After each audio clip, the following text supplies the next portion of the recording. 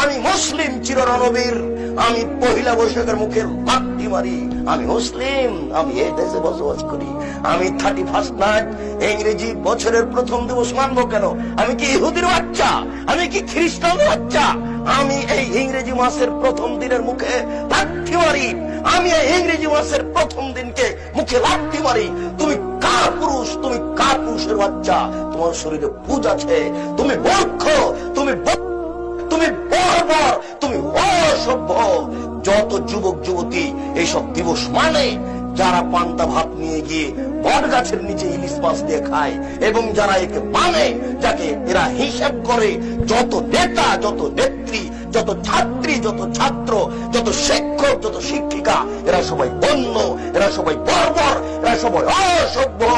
যারা এইসব দিনকে পালন করে, আমি আব্দুর রাজ্জাক যদি তাদের মুখ প্রমাণ না করতে পারি, আমি জাতির সামনে জিন্দেগিতে আর কোনোদিন আসবো না।